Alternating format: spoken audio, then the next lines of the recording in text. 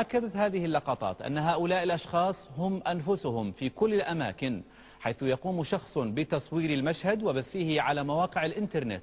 التمثيلية التي نعرضها عليكم هي استمرار لمسلسل كشف الحقائق ونقل الوقائع بمصداقية دون تزوير.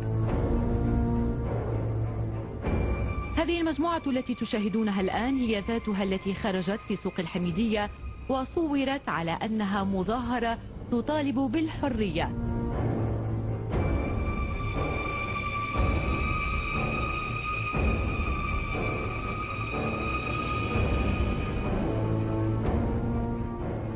التمثيلية بدأت من هنا عندما حاول هؤلاء الإيحاء بأنهم يقومون بمظاهرة تطالب بالحرية.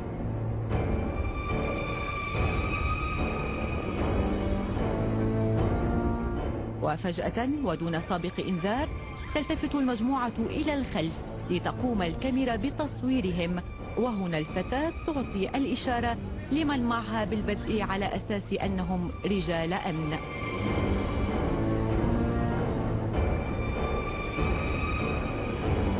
هل من الممكن أن يصدق العقل بأن ضابطا من الأمن ينزل في الشارع بزيه ورتبته العسكرية ليعتقل الأفراد؟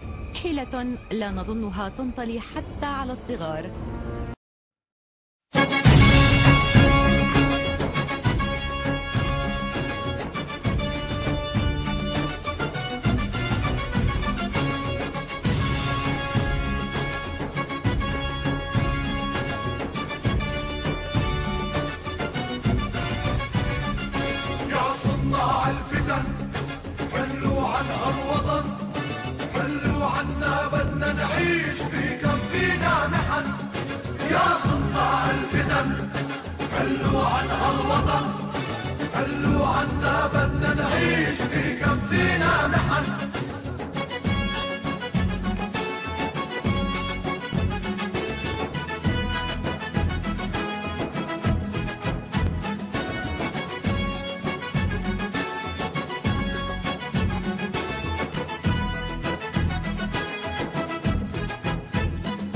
ليش من الوحدة بتخاف؟ ليش من الوحدة بترتاب؟ رح تنكشفوا رح تنشافوا، كل العالم منكم تابوا. ليش من الوحدة بتخاف؟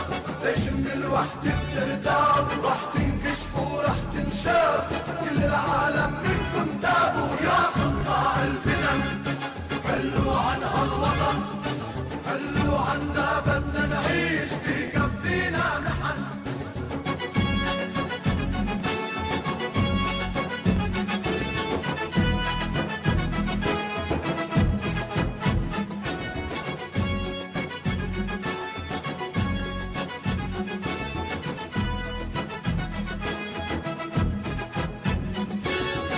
العبلادي باعتكم، مين العشاب محرككم، عم تبيعوا بدم الناس بعدين واخرها معكم. مين العبلادي باعتكم، مين العشاب محرككم، عم تبيعوا بدم الناس بعدين واخرها معكم. يا صناع الفتن خلوا عن هالوطن، خلوا عنا بدنا نعيش بكفينا نحن.